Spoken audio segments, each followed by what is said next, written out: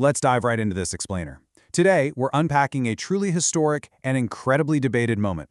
Elon Musk's net worth officially crossing the $1 trillion mark right after the recent SpaceX IPO. This isn't just a story about a ridiculously large number. It's actually a fascinating window into how modern markets really function, how we as a society view extreme wealth, and honestly, how we're pricing the very future of human civilization. To really wrap our heads around this milestone, we'll quickly walk through the first trillionaire, a history of extreme wealth, the reality of paper fortunes, the risks this poses to democracy and society, how markets price the future, and finally, the ultimate trillion-dollar question. Starting with part 1, the first trillionaire, the SpaceX catalyst. We've got to start by looking at the sheer, mind-boggling scale of the news that just pushed Musk into completely unprecedented financial territory. $1.1 trillion. That's his newly estimated net worth. To give you an immediate sense of scale here, this makes him worth more than 3 times the world's second richest person, Google co-founder Larry Page. It's literally a number that's almost impossible for the human brain to fully process. So how did we actually get here? Well, it all comes down to the record-breaking $75 billion SpaceX IPO. They priced their initial public offering at $135 a share, and then the stock surged a massive 19% on its very first day of trading. That wild performance pushed the rocket and AI company's total valuation past $2.1 trillion. And that specific market event, that's exactly what triggered this trillionaire milestone for its largest shareholder.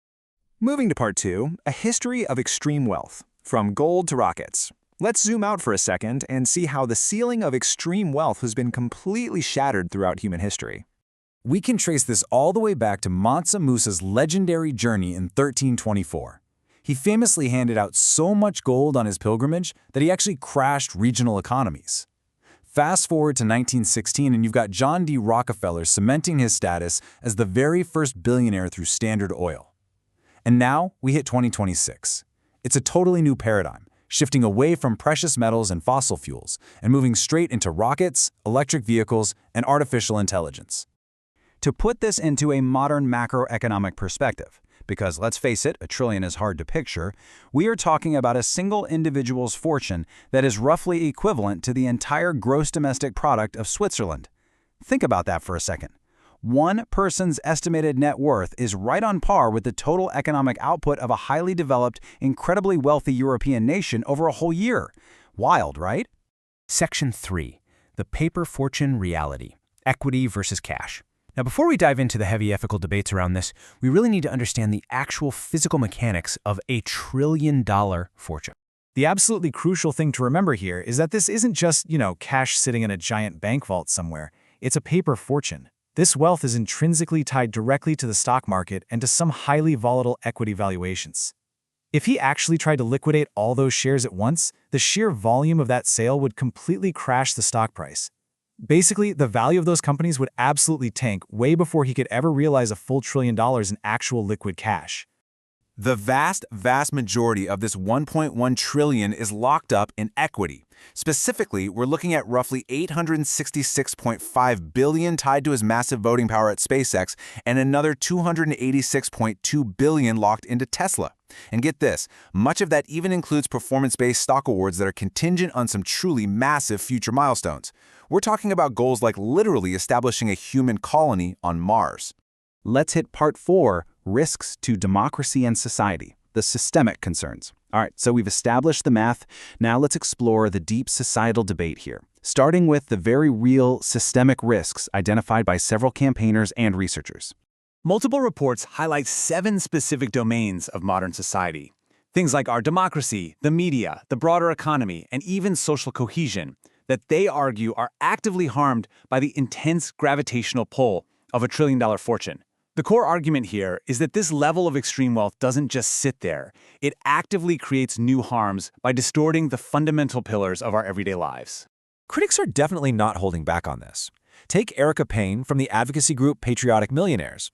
She and others argue that this milestone isn't some great celebration of success, but rather a glaring symptom of a rigged system.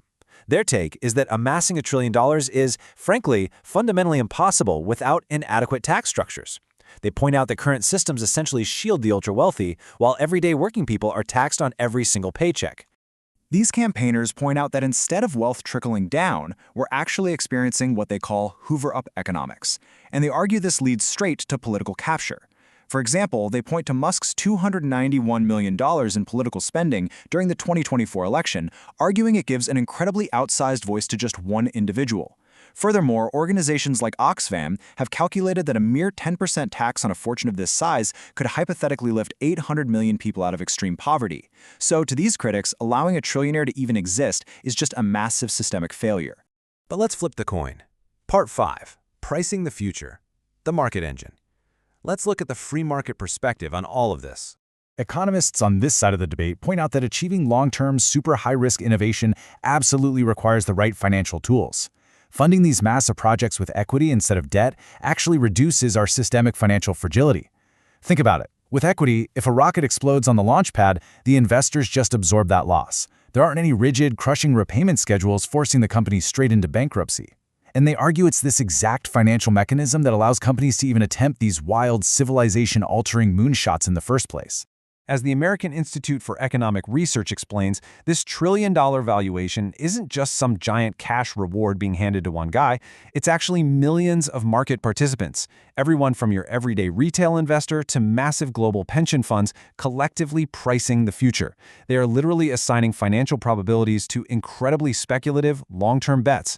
We're talking global satellite broadband, advanced AI, and yes, interplanetary travel. Proponents argue that directing this kind of immense capital toward highly uncertain possibilities is exactly how healthy markets adapt, evolve, and grow. By distributing the risk across global funds, society as a whole can fund the creation of entirely new industries. And remember, these aren't just theoretical futures drawn up on a light board. These companies currently support a global workforce of 150,000 people. That generates real economic benefits that extend across communities right now and potentially across generations. Which brings us to our final section, Part 6, the trillion-dollar question, looking ahead. As we wrap up this explainer, we are really left standing at a fascinating and highly polarized crossroads in economic history. Ultimately, we have to ask ourselves the literal trillion-dollar question. Is the concentration of $1 trillion in the hands of one single person a dangerous failure of modern society that threatens our democratic institutions? Or is it the exact, necessary financial mechanism required to propel humanity into an uncertain but potentially extraordinary future? Thank you so much for joining you on this explainer, and I'll leave you to ponder that exact question.